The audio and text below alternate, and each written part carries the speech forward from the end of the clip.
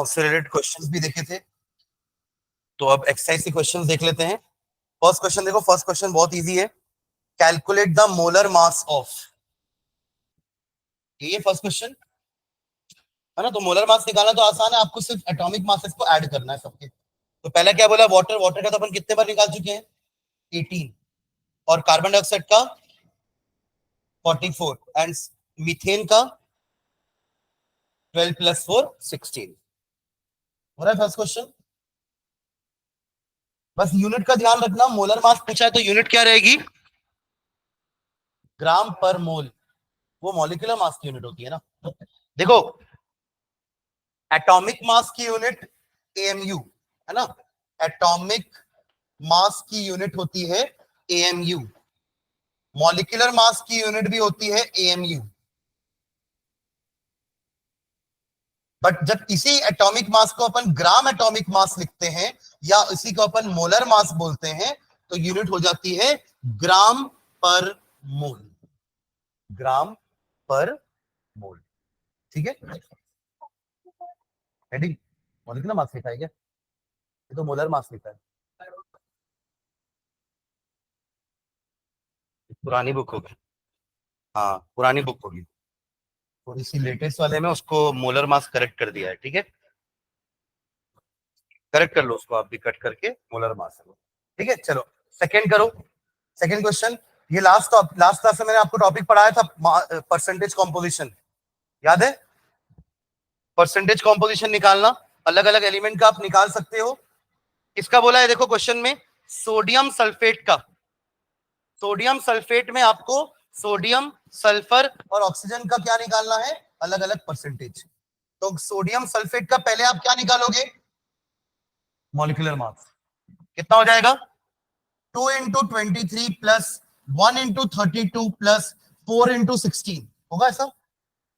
ये हो जाएगा 46, ये हो जाएगा 32 और ये हो जाएगा 64। ऐड हो जाएगा, कितना बनेगा 142 एएमयू, ठीक है। अब दो सबके पार्ट्स बाय मास को डिवाइड कर दो टोटल मास से। तो सोडियम का परसेंटेज कितना हो जाएगा, percentage sodium is equals to 46/142 into 100। Percentage sulphur is equals to 32/142 into 100 and percentage oxygen is equals to 64/142 into 100। या फिर आप दो निकाल लोगे तो तीसरे वाले को 100 से माइनस भी कर सकते हो, तो भी मिल जाएगा, ठीक है। जल्दी करो कैलकुलेशन पार्ट।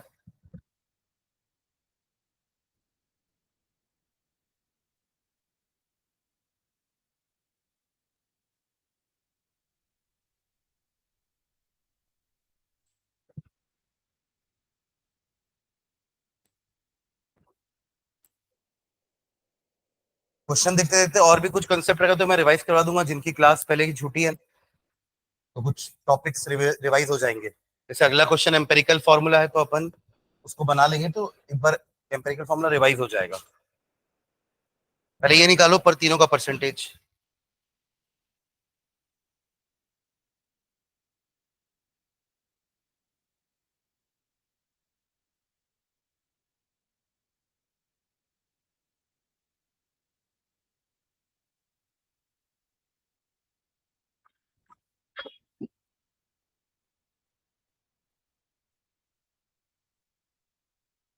कौन सा,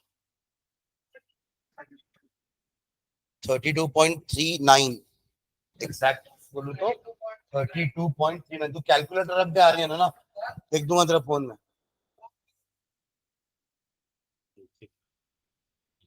अगला,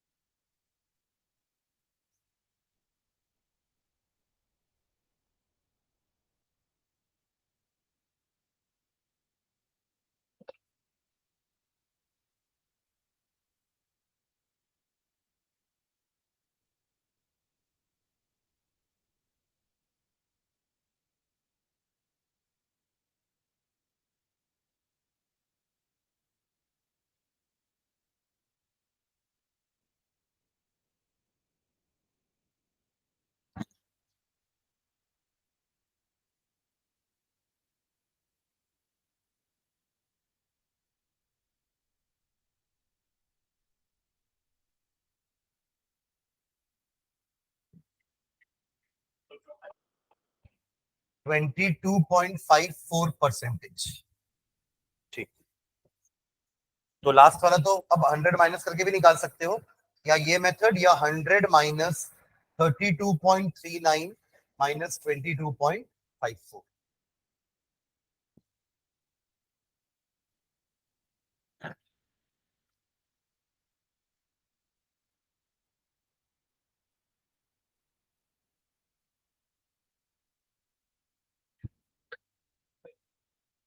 45.07, 45.07%। ऐसे हम परसेंटेज कॉम्पोजिशन निकालते हैं। ठीक है, चलो जिनका हो गया थर्ड क्वेश्चन पढ़ेंगे। थर्ड क्वेश्चन,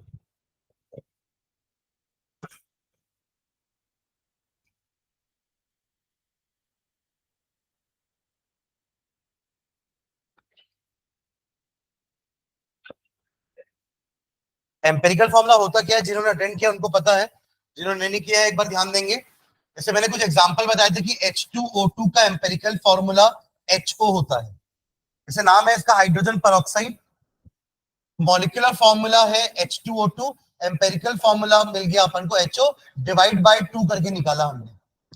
ऐसे ही ग्लूकोज का मॉलिक्यूलर फॉर्मूला होता है C6H12O6, जिसमें हमने 6 से डिवाइड करके उसका एम्पेरिकल फॉर्मूला निकाला CH2O। तो एम्पेरिकल फॉर्मूला होता क्या है, ये सिंपलेस्ट फॉर्म होता है। ठीक है, सिंपलेस्ट फॉर्म होता है मॉलिक्यूलर फॉर्मूले का। बट मैंने फिर ये भी बताया था कि क्वेश्चन ऐसा नहीं आता है ना, आपको एक डेटा दिया रहेगा कि एक पर्टिकुलर कंपाउंड है, उसमें इतना परसेंट एक एलिमेंट है, दूसरा एलिमेंट इतना परसेंट है, तीसरा एलिमेंट इतना परसेंट है, परसेंटेज कॉम्पोजिशन सबका दिया हुआ रहता है। आपको बताना है कि उस पर्टिकुलर कंपाउंड का एम्पेरिकल फॉर्मूला क्या है। अब जैसे इस क्वेश्चन में आपको दिया हुआ है कि दो एलिमेंट है, आयरन एंड ऑक्सीजन, तो पहला कॉलम बनता है एलिमेंट का सिंबल। पहला कॉलम क्या बना, एलिमेंट का सिंबल, आयरन का Fe, हाँ मतलब चलेगा। ठीक है, ऑक्सीजन एलिमेंट हो गया पहला। ठीक है, उसके बाद अगला क्या बोला है आपको, दोनों का मास परसेंटेज क्या दिया हुआ है, एक दिया है 69.9 ना, और एक दिया हुआ है 30.1। 30 अपन एलिमेंट लिखते हैं, भले वहां डाई ऑक्सीजन लिखा है, बट हम क्या लिखेंगे, एलिमेंट के नाम, आयरन एंड ऑक्सीजन। ठीक है, और ये उनका मास दिया हुआ है। एक्चुअली ये परसेंटेज में दिया है, पर अगर मैं मान लू कि मेरे पास 100 ग्राम है ये वाला कंपाउंड, तो 69.9 ग्राम Fe है एंड 30.1 ग्राम मेरे पास ऑक्सीजन है। अगला स्टेप होता है कि इनके मोलर मास से इनको डिवाइड करना। तो इनके मोलर मास क्या क्या होते हैं, आयरन का कुछ मास दिया आपके ब्रैकेट में, कुछ दिखा है क्या, नहीं लिखा है, तो ये एक्चुअली होता है 56। 56 एक्चुअली 55.85 होता है, अप्रोक्सीमेटली 56 लेके सॉल्व करते हैं, थोड़ा कैलकुलेशन इजी बैठेगा। ठीक है, और ये होता है 16, ऑक्सीजन का 16। अब अगला कॉलम बनता है नंबर ऑफ मोल्स निकालना, नंबर ऑफ मोल्स। तो वो कैसे निकालते हैं, अपन लास्ट क्लास में फॉर्मूला देखे थे ना, मास in gram upon molar mass, mass in gram upon molar mass. तो क्या हो जाएगा, 69.9 divided by 56 and 30.1 divided by 16। तो 699 अपॉन 560, ये एक बार में जाएगा 560, तो 931, फिर ये एक जीरो ले आते हैं नीचे, ये जाएगा 2 टाइम्स में, 2 जीरो जा 0, 2 6 जा 12 का 2 कैरी 1, 10 प्लस 1 11, 0 7 2, एक और लास्ट कर लेते हैं, ये अराउंड जाएगा 5 टाइम्स में, तो 1.25 आया मोल। और ये कितना आ जाएगा, ये भी 1 पॉइंट कुछ आएगा ना, आ रहा है, अच्छा करा है, ओके। और ये 1.25 आ रहा है, तो ये आएगा 1.88। ठीक है, तो ये हमारा अगला स्टेप होता है।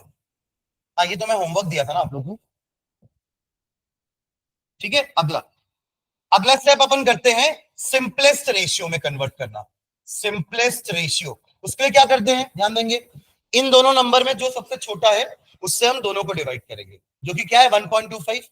तो 1.25 बाय 1.25 इज 1 एंड 1.88 अपॉन 1.25, ये कितना आ रहा है, देखो कितना आ रहा है, 1.5,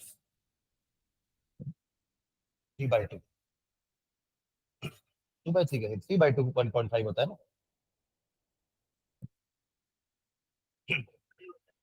188 अपॉन 125 लेंगे तो एक बार में 125, 3 एंड 6, एक जीरो ले लेते हैं, ये हो जाएगा आपका, कितने बार में जाएगा ये, 5 बार में एग्जैक्ट जा रहा है ये तो, है ना, 12 5 जा 60 होता है ना, और 5 6 जा 30, 12 5 जा नहीं, थोड़ा सा क्लोज आएगा, 25 होगा, हाँ हाँ ठीक है, 1.50 करेक्ट। अब देखो हमारा टेबल यही खत्म हो जाता, बट अगर ये दोनों नंबर होल नंबर होते तो ये तो होल नंबर है, बट ये तो नहीं है ना होल नंबर, तो अब क्या करेंगे, दोनों को नियरेस्ट होल नंबर में राउंड ऑफ करने के लिए दोनों को 2 से मल्टीप्लाई कर देंगे, तो कितना हो जाएगा, final whole number ratio is equals to 2 and 3, यही हमारा हो गया एम्पेरिकल फॉर्मूला। क्लियर है, ऐसे हम एम्पेरिकल फॉर्मूला। चलो नेक्स्ट क्वेश्चन देखो, question number 4, calculate the amount of carbon dioxide that could be formed when 1 mole of carbon is burnt in air। Okay, आगे बढ़ाओ, अगर आप 1 मोल कार्बन ले रहे हो और उसको एयर में बर्न कर रहे हो तो C+O2 गिव्स CO2, तो 1 मोल को बर्न करने पर कितना कार्बन डाइऑक्साइड बन रहा है, 44 ग्राम, ये 1 मोल ही है ना, आप सबको मोल से मल्टीप्लाई कर दो तो क्या होगा, 1 mole of carbon react with 1 mole of oxygen to give 1 mole of carbon dioxide, और 1 मोल कार्बन डाइऑक्साइड का मास कितना होता है, 44 ग्राम मोलर मास, करेक्ट। तो पहले वाले का आंसर लिख लो जल्दी से, रिएक्शन लिख लो, पहले लिखो, इन एयर, एयर का कौन सा कंपोनेंट काम हेल्प करेगा, oxygen, in air combustion is complete, in air combustion is complete, in air sufficient oxygen मिलेगा ना अगर एयर में जलाओगे आप बाहर, तो in air combustion is complete, इसलिए कंबशन पूरा होगा भी, पूरा का पूरा कार्बन जलेगा भी, क्योंकि उसको प्रॉपर सप्लाई मिलेगी ऑक्सीजन की। अब आप ऐसे रूम में बर्न करो कार्बन को जहां पे ऑक्सीजन की सप्लाई कम है, तो वहां पे पूरा कार्बन बर्न नहीं हो पाएगा, कुछ अनबर्न कार्बन रह जाएगा, क्योंकि ऑक्सीजन की सप्लाई उतनी ज्यादा नहीं थी, तो कार्बन डाइऑक्साइड भी उतना नहीं बन पाएगा फिर। हाँ, in air combustion is complete, therefore CO2 formed, therefore CO2 formed, CO2 formed is equals to 44 ग्राम, यहां आप लिख भी लेना ना, 1 मोल 32 ग्राम ये लगा और 44 ग्राम ये बना, 44 ग्राम। चले, चलो सेकेंड पार्ट पढ़ो उसका, second part, 1 mole of carbon is burned in 16 gram of dioxygen, अब नहीं बनेगा 44, क्यों, 1 मोल कार्बन, 1 मोल लिया ना, हाँ 1 मोल कार्बन को ऑक्सीजन कितना लगता है, 32, बट आपने तो 16 ही लिया ना, तो एक्चुअली में आपने इसको कम लिया है, एक्चुअल रिक्वायरमेंट तो 16, 32 तब 44 ग्राम बनेगा, पर अब आपने क्या लिया, इसको तो 16 ग्राम लिया पर इसको भी 16 ग्राम ही लिया, तो ये 44 कैसे बनेगा, समझ में आ रहा है, यहां आपको ऑक्सीजन कम दिया गया है, तो जब 16 को 32 लग रहा है, या आप ये समझो कि 32 16 ग्राम को जला पा रहा था, तो 16 ग्राम कितने को जला पाएगा, सिर्फ 8 को, तो ये 8 ग्राम बच जाएगा, समझ रहे हैं क्या, ये 8 ग्राम बच जाएगा, सिर्फ 8 ग्राम ही रिएक्ट करेगा, 8 gram will react, 8 gram will be left unreacted, तो 8 + 16 24 ग्राम बनेगा, ठीक है, चलो इसको लिखते हैं, 24 नहीं नहीं, हाँ यार, sorry sorry sorry sorry sorry so sorry, तो मैं ऊपर भी लिखा था यहाँ पे, तो कुछ नहीं बोला इधर,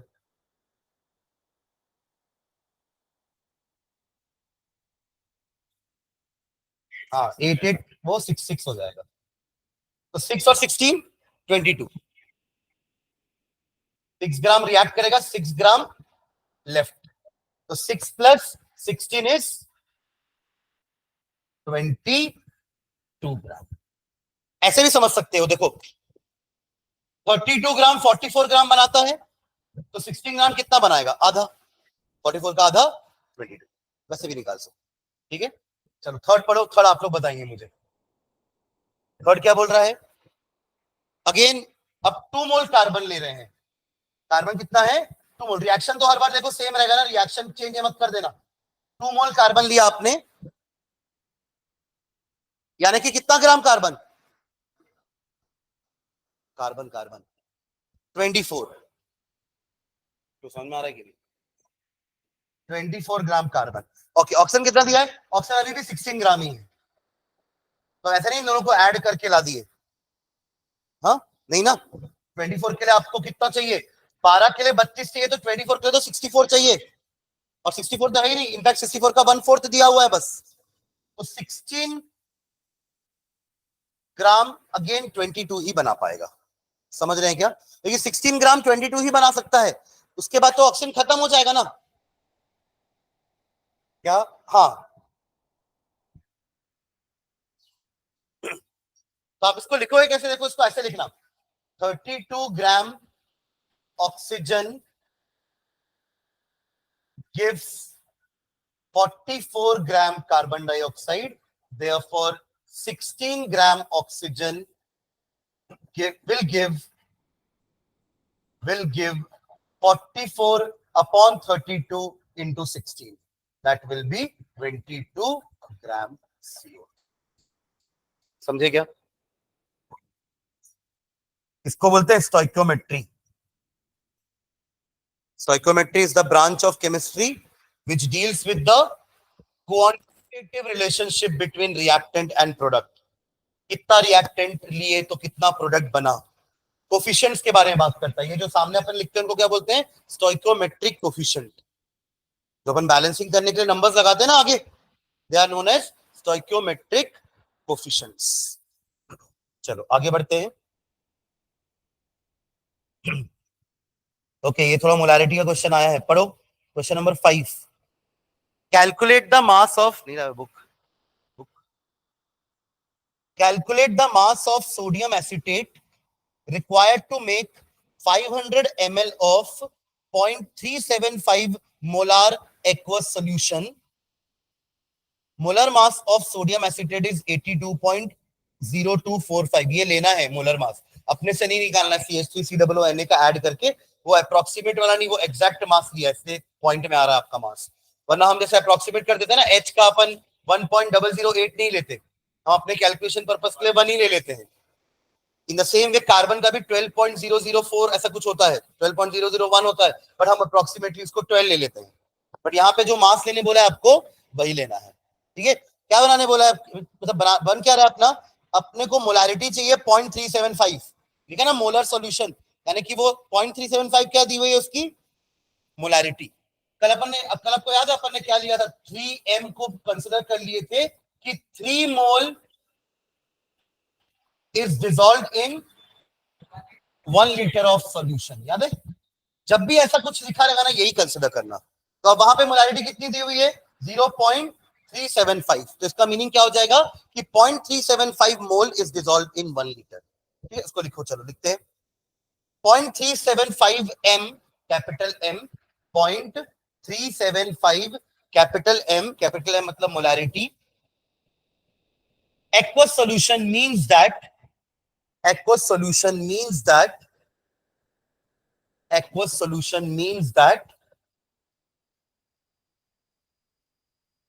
1000 ml 1 liter, 1000 ml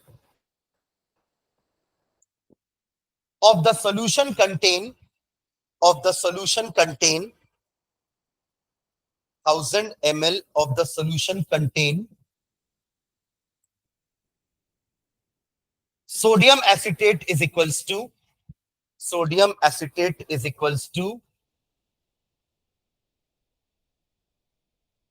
0.375 मोल। समझ में आ रहा क्या लिख रहे हो? 0.375 mole dissolve in 1 litre of solution. ठीक है, वही अपने 1 लीटर को 1000 ml लिख दिया, क्योंकि हमारे क्वेश्चन में वॉल्यूम ml में दी हुई है। ठीक है, पर आपको 1000 ml वाला नहीं चाहिए, आपको क्या चाहिए? 500 ml बनाना है। समझ रहे हैं क्या? हाँ उतना मोल। हाँ जी सर ये लास्ट लाइन समझ नहीं आई। देखो, जब हमने ऐसे लिखा ना 3 मोल या 3 मोलैरिटी, इसका मतलब क्या? देखो हमारा मोलैरिटी का फॉर्मूला क्या होता है?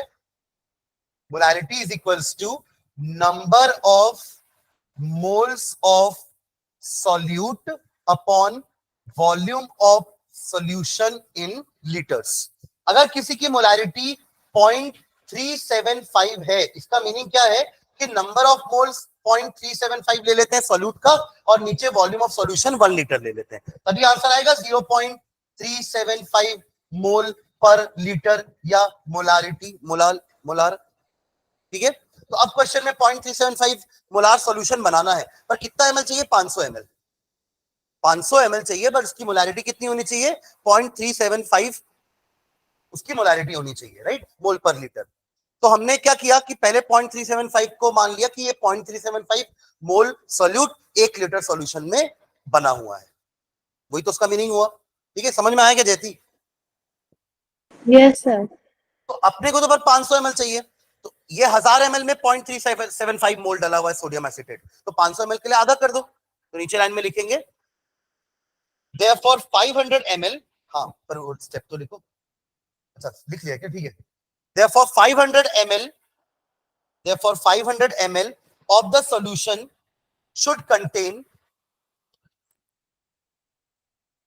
therefore 500 ml of the solution should contain sodium acetate is equals to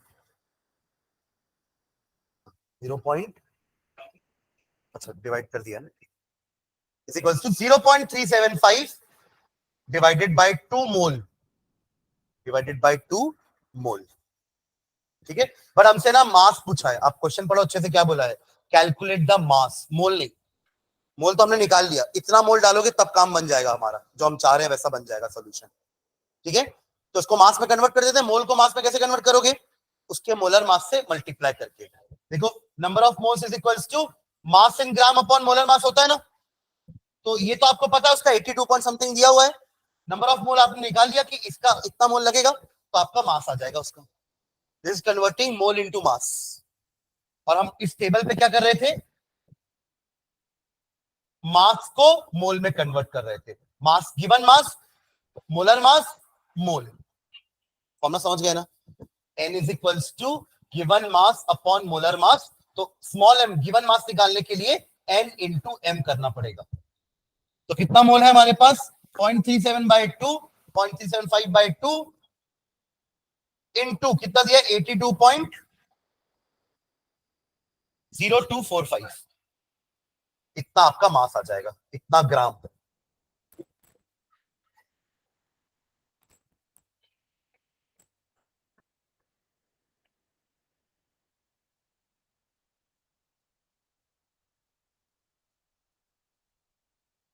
ये ना वही बात हो गई, आप लोग बना लीजिए। समझ रहे हैं? एक एग्जांपल बता रहा हूँ डे टू डे लाइफ का। समझ लीजिए कि आपने ना एक बॉटल शुगर वाटर बनाया है, ठीक है, उसमें आपने एक बॉटल मतलब 1 लीटर पानी हो गया ना, उसमें आपने 2 चम्मच शक्कर डाली। मैंने पिया, मुझे अच्छा लगा, मीठा प्रॉपर है, अच्छा है। अब मैं बोलूंगा मुझे सेम मिठास का आधा लीटर ही चाहिए, तब तो आप 2 चम्मच नहीं डाल दोगे ना, कि 2 चम्मच डाल के दे दोगे? अब समझे मेरा क्वेश्चन? ये वैसे ही क्वेश्चन था कि 1000 ml में इतना मोल डला है, इतना मोल, तो 500 ml के लिए हाफ कर देंगे ताकि मिठास सेम रहे। समझ गए ना? क्योंकि आपने मेरा पानी आधा किया, तो आप सॉल्यूट भी तो आधा करोगे ना, ताकि मिठास उतनी ही रहे जितनी पहले थी। समझ गए क्या? ये वैसे क्वेश्चन था। चलो जिनका हो गया आगे बढ़ेंगे। नेक्स्ट क्वेश्चन नंबर 6 पढ़ो। अच्छा आंसर क्या आया? कितना ग्राम आ रहा है?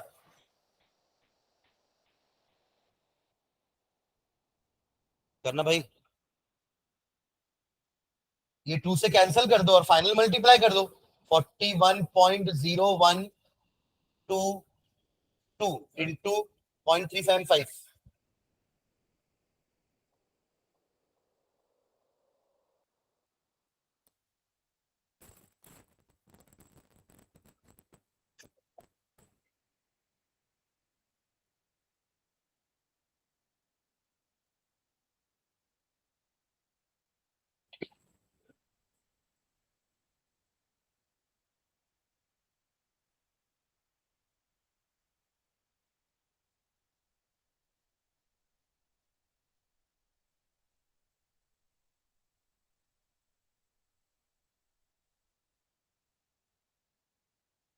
डन। कितना आ रहा है?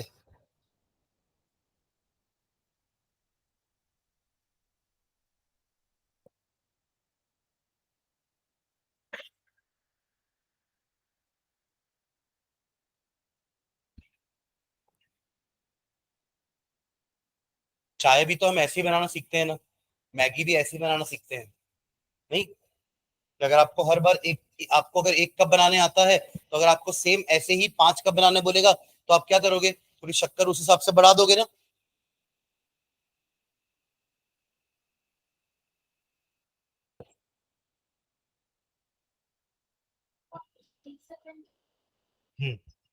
तो ठीक है, बस बस इतना होना चाहिए। 15.3980 कर दो, खत्म। इतना ग्राम, 15.380 ग्राम, 15.380 ठीक है। चलो नेक्स्ट क्वेश्चन पढ़ो, 1.6, क्वेश्चन नंबर 6।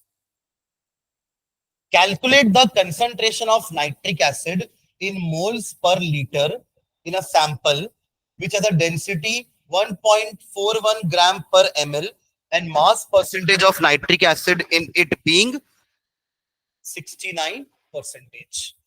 जब भी परसेंटेज में दिया रहेगा तुरंत 100 ग्राम कंसिडर करना। सुन रहे? तो 100 ग्राम सॉल्यूशन अगर मेरे पास है तो उसमें नाइट्रिक एसिड कितना है? 69 ग्राम। और बचा हुआ 31 ग्राम क्या है? पानी होगा। एक्वा सॉल्यूशन है क्या? नहीं, ऐसा दिया हुआ नहीं है एक्वा सॉल्यूशन। ठीक है, पर हमको तो नाइट्रिक एसिड से ही मतलब है ना, समझे क्या? तो ले लो, पहले आप ऐसा कर लो। Let us take 100 gram of this solution, let us take 100 gram of this solution, let us take 100 gram of this solution,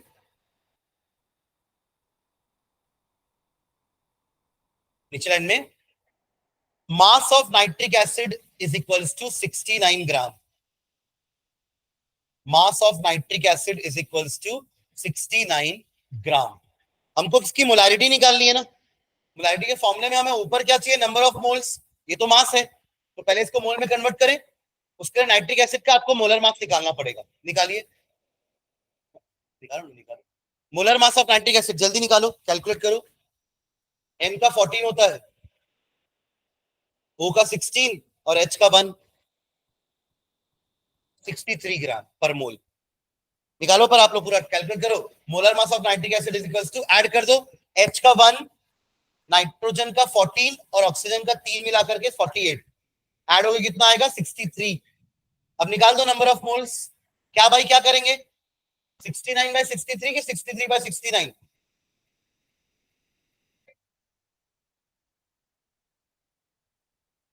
सोच रहा हूं, मैं उसको नहीं बोला कि वो सही है।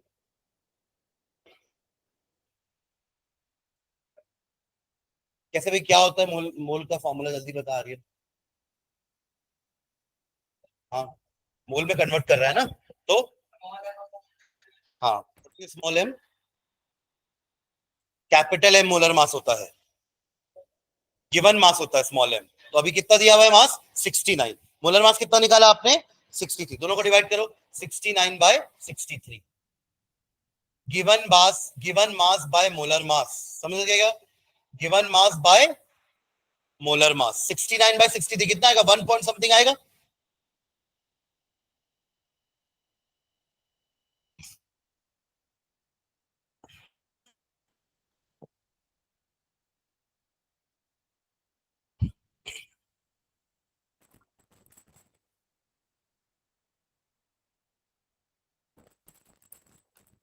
Number of moles of HNO3 is equals to 69 by 63।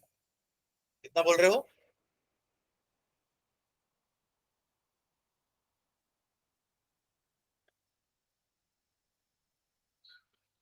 1.09 कैसे आ गया? ये जीरो लेगा ना भाई पहले, 60 से थोड़ा जाएगा ये जीरो भूल गया क्या? 1.095, 1.095 मोल, ये तो आ गया हमारे पास। क्या बचा है? निकालनी मोलारिटी है ना, सबसे पहले फॉर्मूला लिखा करो, तभी पता चलेगा कि क्या क्या निकालना है हमें अभी। और number of moles of solute upon volume of solution in litres. तो ऊपर का तो आ गया ना हमारे पास, आ गया ना नाइट्रिक एसिड का नंबर ऑफ मोल। नीचे कैसे निकालोगे, वॉल्यूम कैसे निकालोगे सॉल्यूशन का, उसके लिए एक डेटा गिवन है क्वेश्चन। डेंसिटी, डेंसिटी क्या होता है, mass upon volume. Density solution का दिया है ना, कितना दिया है, 1.41 ग्राम पर एमएल। ओके, सॉल्यूशन का मास कितना है, अरे वो तो नाइट्रिक एसिड है उसके अंदर, 100 तो माने ना शुरू में, तो 100, तो अब निकल जाएगा वॉल्यूम, पर ये एमएल में आएगा, उसको लीटर में कन्वर्ट करके लिखेंगे, डिवाइड बाय 1000 कर। ठीक है, तो वॉल्यूम कितना आ गया, 100 अपॉन 1.41, निकालो तो। ध्यान रखना, जब भी क्वेश्चन में डेंसिटी दिया ना, तो वो इसलिए दिया ताकि आप उससे वॉल्यूम या मास निकाल सको। सुन रहे हैं क्या, इसलिए दिया रहता है डेंसिटी। अरे लास्ट क्लास में भी तो हमने डेंसिटी से निकाला था ना मास, सॉल्यूशन का मास नहीं निकाले थे क्या, उसी को तो फिर सॉल्यूट को माइनस करके सॉल्वेंट का मास निकाल के मोलारिटी निकाले थे। तो जब भी डेंसिटी गिवन रहती है तो समझ जाना कुछ ना कुछ हमको मास या वॉल्यूम में से एक चीज निकालनी पड़ेगी।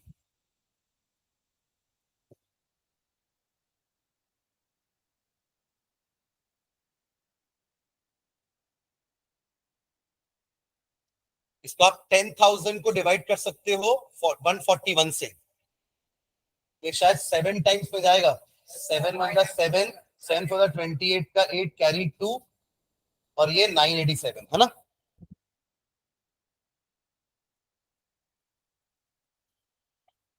ये हो जाएगा 10 में से 7 गया 3, 1 एंड 1, सॉरी,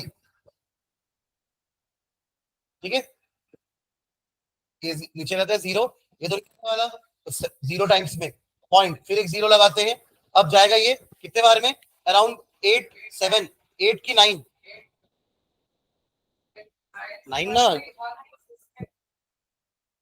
ऐसा 9 से नहीं 8 से जाएगा क्या, देखो 9 से जाएगा, 9 1 का 9, 9 4 36 का 6,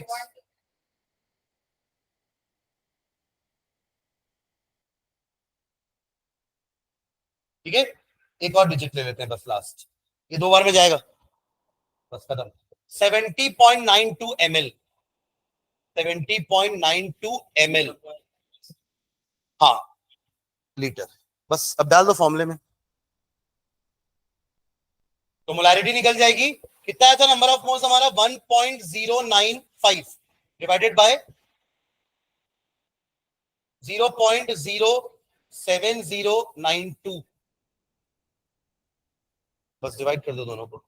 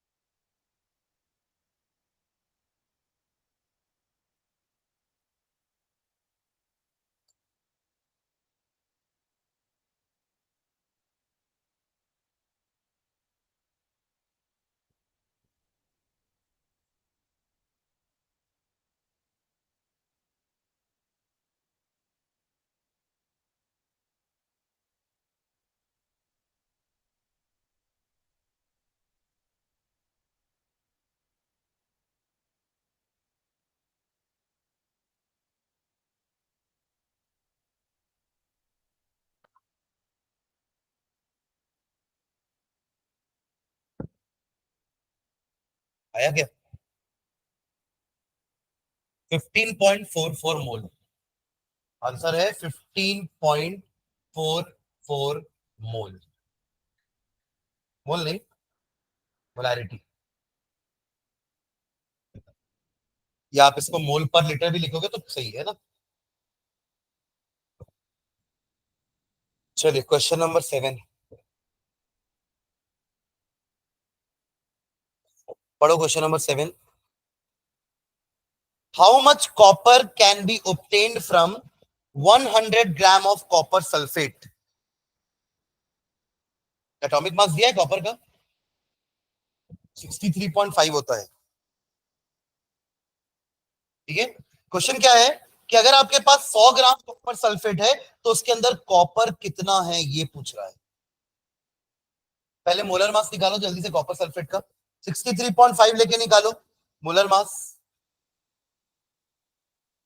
क्योंकि एक मोल मतलब एक मॉलिक्यूल में एक ही कॉपर है ना। निकालो पहले मोलर मास कितना आ रहा है कॉपर का, copper sulphate sorry, CuSO4 50 sorry 63.5 plus 32 plus 64 add करके कितना आएगा? 150 कुछ आएगा, 159.5। ठीक है, अब देखो बहुत इजीली यूनिटरी मेथड से निकल जाएगा। ध्यान देना कि 159.5 ग्राम कॉपर सल्फेट में कॉपर कितना है, 63.5 ग्राम कॉपर, हाँ या ना। तो 1 ग्राम में कितना होगा, 63.5 अपॉन 159.5 ग्राम कॉपर। तो 100 ग्राम कॉपर सल्फेट में कितना होगा, 63.5 into divide by 159.5 into 100, unitary method. ठीक है, ये तो पॉइंट कैंसिल ही कर देना है ना।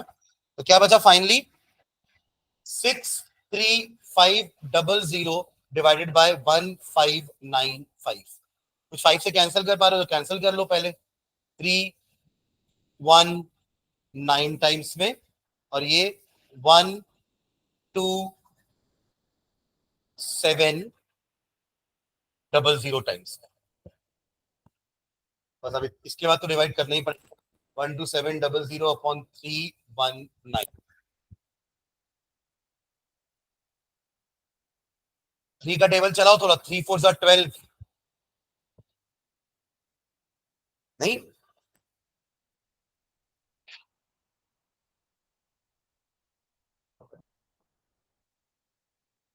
सी से जाएगा क्या, 4 से पार हो जा रहा है क्या, 12700 डिवाइडेड बाय 319, 3 टाइम्स में लेते हैं, 3 9 का 27 का 7 कैरी 2, 3 प्लस 2 5 एंड 3 इंटू 3 9, ये 3 हो जाएगा, ये 1 हो जाएगा और ये 3 हो जाएगा। 6 से चुक गया है ना, वरना ले सकते थे उसको। ये कितने बार में जाएगा, 9 टाइम्स।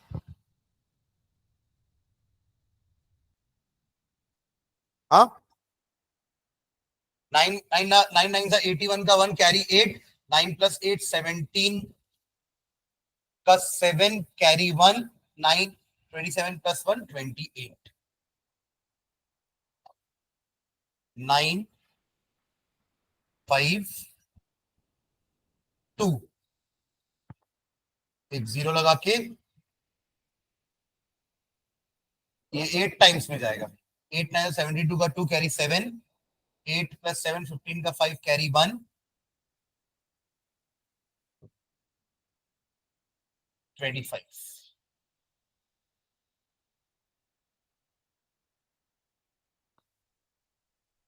लास्ट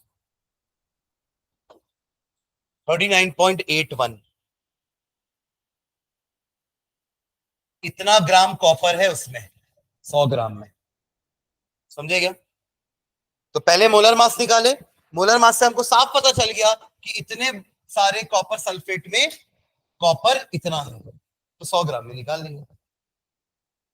ठीक है, 39.81 ग्राम। चलिए next question number 8. Find the determine the molecular formula of an oxide of iron in which mass percent of iron and oxygen are 69.9 and 30.1. अभी निकाले थे ना ये तो, पर वो एम्पेरिकल फॉर्मूला निकाले थे, याद है? Fe2O3 आ रहा था ना, बट अब उसका मॉलिक्यूलर फॉर्मूला निकालने बोला है. Given that the molar mass of the oxide is 159.8 ग्राम पर मोल. दिया ये. अब देखो एम्पेरिकल फॉर्मूला मॉलिक्यूलर फॉर्मूला में रिलेशनशिप क्या होता है, जो अटेंड किए वो रिवाइज करेंगे. देखिएगा, देखो मैं आपको ग्लूकोज का एग्जांपल लेके समझा रहा हूं कि ग्लूकोज का मॉलिक्यूलर फॉर्मूला था C6H12O6 और इसका टोटल मास आएगा 72 प्लस 12 प्लस कितना 696 ऐड होकर के आएगा 180 ग्राम पर मोल. ये है इसका मोलर मास. करेक्ट. इसका एम्पेरिकल फॉर्मूला क्या है? 6 से डिवाइड करेंगे CH2O और इसका मास कितना आएगा 12, 2 14 और 16 30. कितना आया 30 ग्राम. ये होता है एम्पेरिकल फॉर्मूला मास और ये होता है मॉलिक्यूलर मास या मोलर मास. इन दोनों को डिवाइड करते हैं, कितना आएगा 6 को इसमें मल्टीप्लाई करते हैं तो ये वापस आ जाए. रिलेशनशिप क्या बना? Molecular formula is equals to n into empirical formula, जहां पे n हमने कैसे निकाला? मॉलिक्यूलर मास को डिवाइड किया हमने एम्पेरिकल फॉर्मूला मास से. समझ गए क्या? अब पिछले वाले क्वेश्चन में आपने एम्पेरिकल फॉर्मूला क्या कैलकुलेट किया था? Empirical formula is equals to Fe2O3. तो इसका मास निकालो. एम्पेरिकल फॉर्मूला मास कितना आ जाएगा? 2 इंटू कितना मास लेने बोला है? कुछ मास लेने बोला है क्या? 55.85 मास इसका. एंड 3 इंटू 16, 2 5 10 का 0 carry 1, 16 plus 1 17 7 carry 1, 10 11 1, 10 plus 1 11 plus 48. कितना आएगा ये ऐड करके देखो. 48 प्लस 11 इज 159. 159.70 ग्राम आया आपका empirical formula mass. Molecular mass कितना दिया है क्वेश्चन में? दिया है 159.8 ग्राम. लगभग 1 आएगा डिवाइड करने पर. तो n कैसे निकालोगे?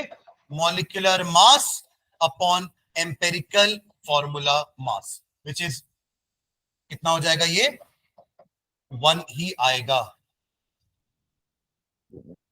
यानी कि empirical formula molecular formula same है. H2O का एम्पेरिकल फॉर्मूला क्या होगा? H2O ही होगा. आप और डिवाइड ही नहीं कर सकते ना 2 और 1 को किसी नंबर से. तो इसका मॉलिक्यूलर फॉर्मूला क्या हो जाएगा? Fe2O3 is the molecular formula.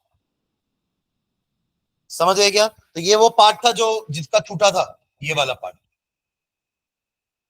Relationship between molecular formula and empirical formula.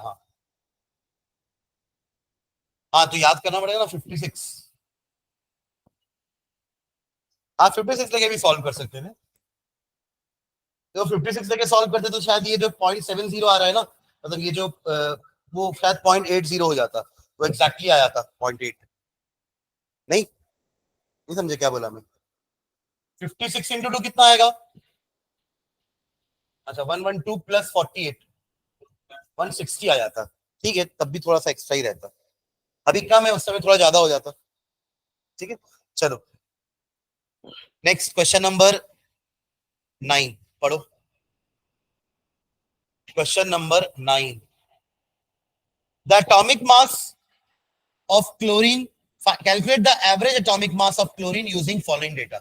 Average का मतलब यहाँ मैथ्स वाला एवरेज नहीं होना कि मैथ्स में हम एवरेज कैसे निकालते थे, मीन या एवरेज. जितने नंबर्स है उनको ऐड करके divided by number of numbers. जैसे अगर आपको मैं बोलूं कि 5 4 3 का एवरेज निकालो, तो आप क्या करोगे?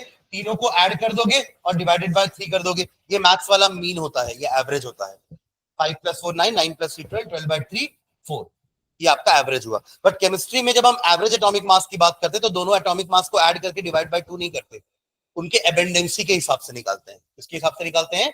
उनकी अबेंडेंसी नेचर में वो वाला आइसोटॉप कितना परसेंट प्रेजेंट है, समझ में आ रहा है क्या? तो वो डेटा आपको क्वेश्चन में गिवन है कि 35 वाला आइसोटॉप, क्लोरीन दो टाइप का होता है नेचर में, क्लोरीन दो टाइप का होता है नेचर में, एक 35 वाला और एक 37 वाला मास, पर हमने हमने क्या पढ़ा है 35.5, तो वो एक्चुअली एटॉमिक मास नहीं है, वो एवरेज एटॉमिक मास है। समझ रहे हैं मैं क्या बोल रहा हूँ? वो क्या है? एवरेज एटॉमिक मास, क्योंकि दोनों क्लोरीन जो नेचर में है वो इस टाइप के हैं, 35 वाला एटॉमिक मास वाला है और 37 वाला है। 35 वाला कितना प्रेजेंट है? 35 वाला 75.77% और दूसरा वाला 24.23%। ठीक है, और देखो उसका एग्जैक्ट मोलर मास भी दिया हुआ है 34.9689, ये दिया ना, एंड 36.9659। तो अपन को क्या करना होता है, एवरेज एटॉमिक मास निकालने के लिए हम उनकी एबेंडेंसी को उनके मौलिक मोलार मौलिक सॉरी एटॉमिक मास से मल्टीप्लाई कर देते हैं और आपस में ऐड कर देते हैं। जैसे कि इसको आप डिवाइड करो 100 से, तो कितना हो जाएगा ये 0.7577 इनटू इसका मास कितना दिया हुआ एग्जैक्ट वाला 34.9689, ये हो गया एक फैक्टर, प्लस इसको डिवाइड करो 100 से तो 0.2423 इनटू इसका क्या दिया हुआ एग्जैक्ट मास 36.96, बस इन दोनों को मल्टीप्लाई करके ऐड कर दो, आपको देखना वो 35.5 ही मिलेगा। वरना देखो 35 और 37 का मैथ्स वाला एवरेज तो 36 होता है, बट अबेंडेंसी किसकी ज्यादा है 35 वाले की, इसलिए मास किसके ज्यादा पास है 35 के ज्यादा पास। समझ गए क्या? निकालो फाइनल ऐड करके, बड़ा बड़ा नंबर है, दोनों मल्टीप्लाई करना पड़ेगा फिर ऐड करना पड़ेगा।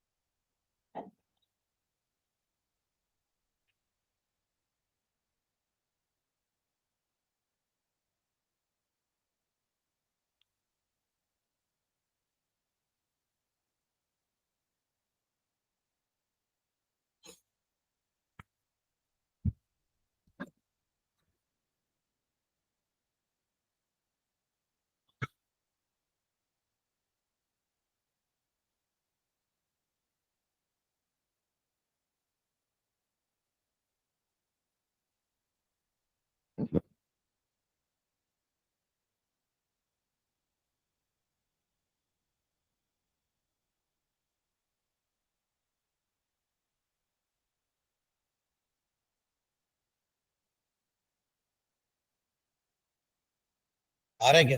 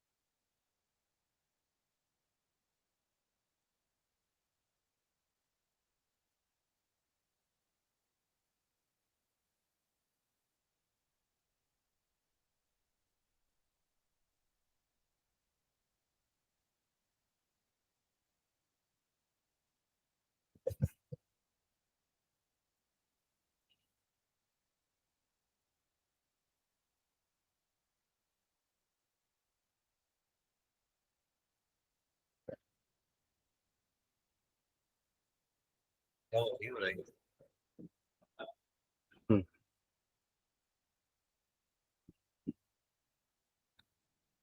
एग्जाम में अगर ये आएगा ना तो 35.5 लिख के आगे बढ़ जाना ना, कि आपको पता ना एवरेज एटॉमिक मास का वही होता है। अभी आप निकालोगे तो ये आएगा 35.4527, 35.4527। ठीक है, चलो लास्ट क्वेश्चन देखते हैं, 10th क्वेश्चन नंबर 10 देखो। 10 क्वेश्चन देख लिया अपन ने, पर इसमें है कितने क्वेश्चन? 36 क्वेश्चन। चलो 10th क्वेश्चन पढ़ो।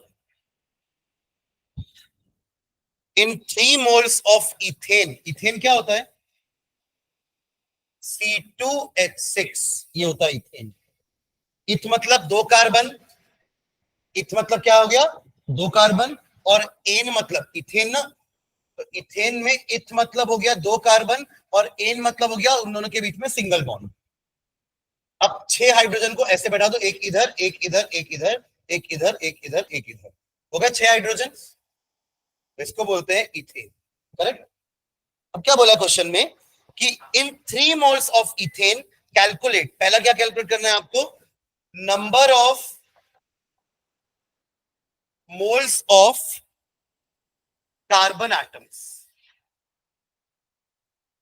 तो देखो, एक मॉलिक्यूल इथेन में कितने कार्बन एटम है? 2। 2 मॉलिक्यूल में 4 हो जाएंगे, 3 मॉलिक्यूल में 6 हो जाएंगे। अगर ये 1 मोल है तो 2 मोल कार्बन एटम नहीं हो जाएंगे डबल? देखो, हर हर एटम, हर एक मॉलिक्यूल में 2 एटम है, तो टोटल 1 मोल में मॉलिक्यूल कितने हो जाएंगे? 6.022 इंटू 10⁻23 मॉलिक्यूल्स। हर मॉलिक्यूल में 2, तो total number of carbon atom कितने हो गए? 12.044 इंटू 10⁻23। तो ये तो 2 मोल हो गया ना। तो 1 मोल में 2 मोल है ये, तो अब आपके पास तो 3 मोल है, तो कितना हो जाएगा? 6 मोल। समझे क्या? तो लिख लो उसको नीचे। 1 mole of C2H6 contains, first लिख लियो ना क्वेश्चन, पहला किसको बना रहे हैं अपन? Number of moles of carbon atom बना रहे हैं, तो लिखेंगे 1 mole of C2H6, 1 mole of C2H6 contains 2 mole of carbon atom, contains 2 moles of carbon atoms. 1 mole of C2H6 contains 2 moles of carbon atoms. तो therefore 3 moles पे कितना होगा? हमको क्वेश्चन में तो 3 मोल बोला है ना, therefore 3 moles of C2H6 will contain, therefore 3 moles of C2H6 will contain 6 mole of carbon atoms.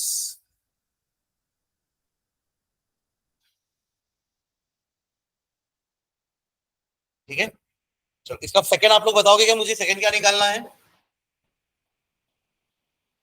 Number of moles of hydrogen atom, number of moles of hydrogen atom. Try करोगे क्या?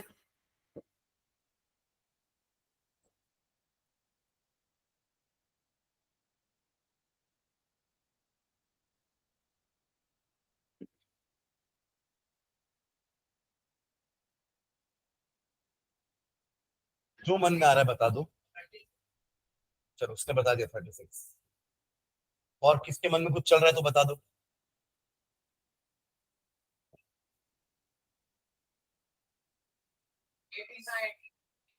सोच ले भाई एक बार, क्या बोल रहा है? इसी को रेफरेंस लगा के उसको ट्राई करो ना। देखो, इसको हमने कैसे पढ़ा, कैसे समझा कि एक मॉलिक्यूल में 2 कार्बन एटम। अब 1 मोल में तो इतने सारे मॉलिक्यूल होते हैं ना, नंबर यही होता है 1 मोल का, तो इसमें इतने नंबर ऑफ एटम नहीं हो जाएंगे कार्बन के? डबल, हर एक मॉलिक्यूल में डबल है ना, तो इसलिए अगर ये 1 मोल लिया तो ये 2 मोल बना, तो 3 मोल के कारण क्या बन गए? 3 इंटू 2 6 मोल। अब आते हैं इस वाले में, हर एक मॉलिक्यूल में, इथेन के हर एक मॉलिक्यूल में 6 हाइड्रोजन है, एक मॉलिक्यूल में, मोल में नहीं, एक मॉलिक्यूल में 6 हाइड्रोजन। तो एक मॉलिक्यूल में कितने मॉलिक्यूल होते हैं, सॉरी एक मोल में कितने मॉलिक्यूल होते हैं, 6.022 into 10 to the power 23 molecule. तो टोटल एटम कितने हो गए, 6 into 6.022 into 10 to the power 23 hydrogen atoms. हमारे पास तो 3 मोल है, तो 3 into 6.022, तो यहां भी 3 इंटू करो तो 18, और ये क्या होता है मोल, 18 मोल्स। आप सबको मल्टीप्लाई करो मोल से, तो एक मोल में 2 मोल कार्बन एटम और 6 मोल हाइड्रोजन एटम, समझे क्या? और आसान तरीका, C2H6 1 मॉलिक्यूल में 2 atom carbon, 6 atom hydrogen, correct, 1 molecule. अब मैं सबको मोल से मल्टीप्लाई कर देता हूं, तो 1 मोल में 2 mole carbon atom and 6 mole hydrogen atom. तो 3 मोल में कितना हो जाएगा, 3 इंटू 2 6 मोल ये, और 6 इंटू 3 18 मोल। ये फर्स्ट वाले का आंसर, ये सेकंड वाले का आंसर, ठीक है। चलो थर्ड एंड लास्ट पार्ट देख लो, number of molecules of ethane, ये तो सिंपल है, ये रहा आंसर। नहीं 6.022 तो एक मोल में होता है ना, 3 मोल के 3 से मल्टीप्लाई करोगे। Number of molecules of ethane कितने होंगे 3 मोल में, एक मोल में 6.022 into 10 to the power 23 होते हैं, तो 3 मोल में कितना हो जाएगा, 3 into 6.022 into 10 to the power 23, यानी कि 18.06 कुछ आएगा into 10 to the power 23। समझ आए क्या? हाँ, थर्ड पार्ट भी लिख लो, ये हो गया सेकंड पार्ट 18 मोल वाला। थर्ड पार्ट लिख लेना, 1 mole of C2H6, 1 mole of C2H6 is equals to 6.022 into 10 to the power 23 molecule. Therefore 3 मोल में कितना हो जाएगा, 3 into 6.022 into 10 to the power 23 molecules, यानी कि 18.06 into 10 to the power 23 molecules of ethane। ठीक है, ये आपका क्वेश्चन नंबर 10 तक हो गया है। नेक्स्ट क्लास में 10-12 क्वेश्चन और देखेंगे, ठीक है। चलिए।